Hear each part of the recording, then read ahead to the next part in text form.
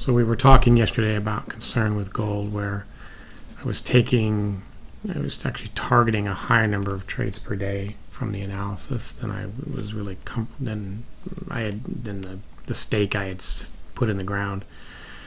Here we're short but that's a really nice entry. 97.80 up 30 ticks, trailing by 20. So we'll see what this turns out. But no other trades in the other markets. So we'll do an end of week review. Maybe next, but maybe in a different video.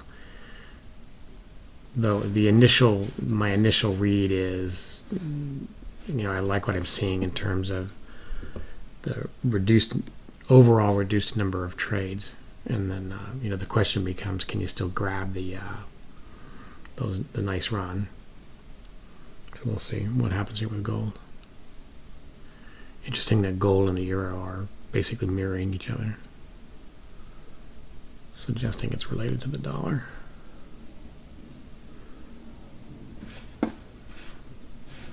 What's happening? What's oil done?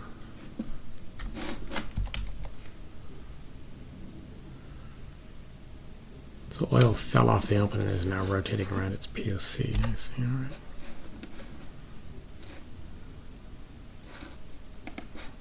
And then the yen, not doing anything really.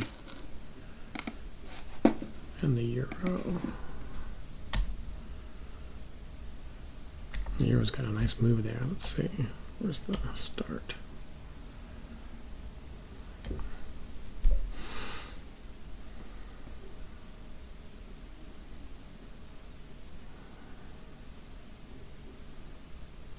Okay.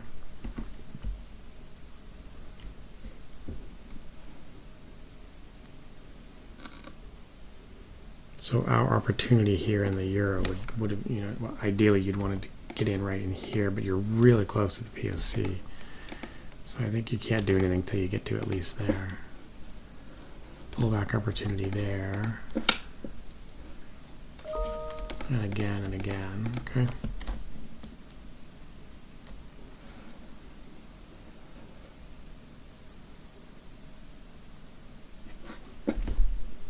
Definitely tradable. Oops.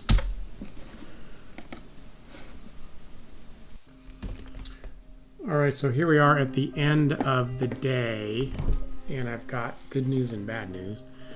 The good news is the gold trade is up 53 ticks, so the entry here, and then an add down here. When we do that add, it auto resets the stop to break even +1, which would have been right there, and then starts to trail again by 20. So we actually just barely survived this fairly deep pullback right there. Then it rolls over. That's the good news. The bad news is that the code that I have to automatically exit a trade 1 minute prior to the market close did not execute correctly, and I'm still in this trade now even though the markets are closed. This is actually very bad. So I've got exposure to 2 contracts short in gold because of that error. I'll review that. That's a feature of Sierra chart that I did not have the code correct on. Let's just look at it real quick, and then we'll do the end of week review here. So if you look here, there's this feature down here in the J column, J89, time for flattened positions and cancel orders, and you can see it's set to 12:59:00, which is 1 minute prior to 1 p.m., which is the cash close Pacific time in the U.S. The problem is that if you just leave the rest of this alone, sort of the default behavior, then that'll just execute. But you can. Okay, I'm back from a little interruption there.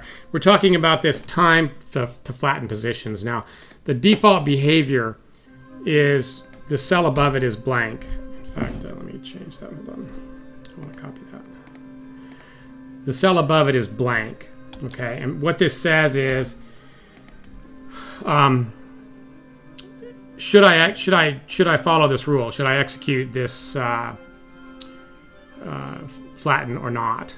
And originally, this is how I just had it, just the default behavior. The problem was that for people that run replays, at 12:59 on the replay, it tries to flatten positions. And if there aren't any, it'll issue an error. And to avoid that error, and then that causes all kinds of grief because people are like not understanding that it's not really a real error. It's just it went to flatten positions and there aren't any. So it says, hey, I tried to flatten positions and there aren't any. And it causes some confusion. So what I did was just put some code in here that said, if I'm in a position, then do a flatten at 12 at this time period. Okay. The problem is that the code I had was wrong. The code I had was this: if $J $5 is greater than 0. So let's go look at $J $5. That's this this cell right here. Okay. And basically, if we look at that same cell in one of the other markets, let's look at oil. Okay, $J $5. $J $5 is, well, that's around 75. It's 0 because you're not in a position. Okay, and the mistake that I made here was I said if this is greater than 0, then go ahead and flatten at 12:59 if you're in a position. The problem is if you're short, it shows as a negative number. And that's what happened today. So I was short 2 and 12:59 rolls around and this still says false because that's wrong. That formula is wrong. So if we change it to not equal to 0 instead of greater than 0, in other words, if I'm in a position, then true, now execute at 12:59. Okay, so that's the mistake that I made. So now I got to deal with that potential pain and heartache if the market opens up against me. But as it stands now, and for the purposes of sort of an end of week review of the system, we're going to treat this as a 530 gain here. It would have been, yeah, right. That looks about right. I'm trying to decide if it would have been more or less than 530, but in any case, so what about the whole week? If we look at the week as a whole, keeping in mind our goal was to reduce the number of trades while still catching the nice move.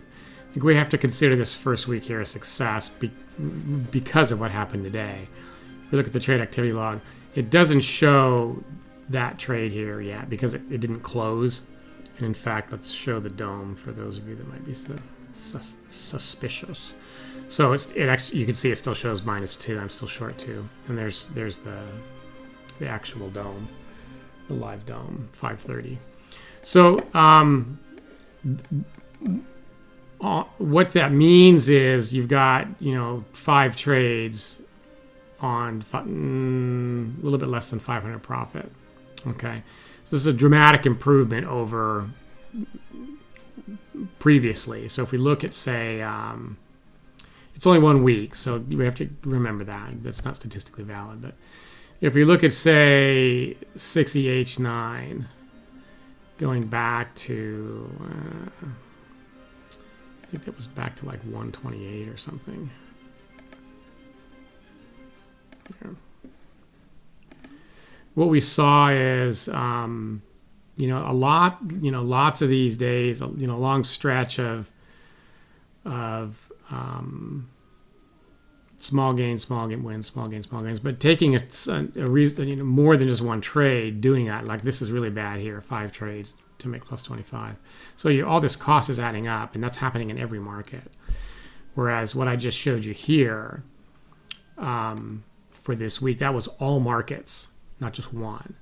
And so what we want to do is we want to reduce this and still catch the odd nice move. Okay. I don't even care if I catch this amount. If I catch half that much, I'll be happy because I'm dramatically reducing my cost. All right.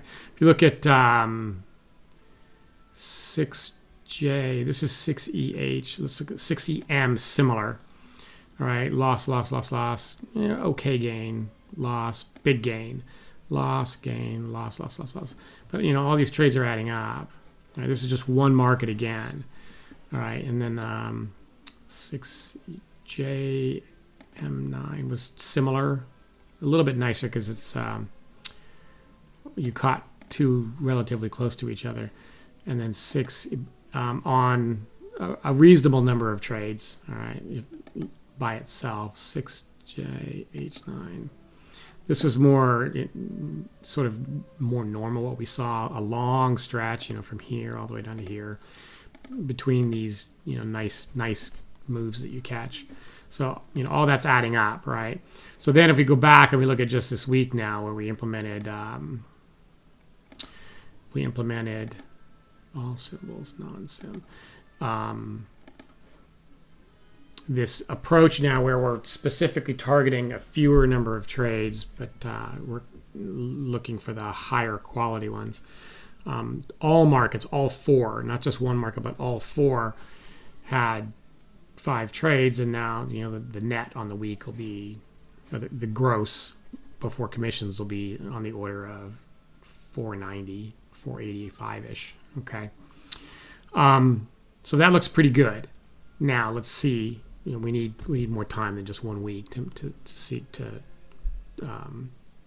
consider success, right? What we haven't seen yet, like we didn't see any trades at all in oil or the yen. So that's interesting. Do they need to be tuned or not, or are they fine? Again, one week's not enough time. All right, so that's it for today and this week. For members, the model will be going out, and then as well, we talked earlier in the week, the spreadsheet will be going out with the multi-market behaviors that I'm using to trade all 4 markets simultaneously, as well as higher risk factors for those that are only interested in trading a single market. Okay, so that'll go out this weekend. You can update the models, update your spreadsheets, and off you go. You should also, if you are a member, you should go to, let's do it one more time, go to cell J88. It should be colored blue like this. And if you double click on it, you'll get it'll be editable here. It currently says that, greater than 0. It needs to say that, not less than, and not greater than 0. So it means not equal to 0. Okay, I've updated all 4 of mine. You could also just delete it completely. And then what'll happen is at 12:59, the system will auto try to cancel orders, and if there aren't any, a little error will come up in your trade service log.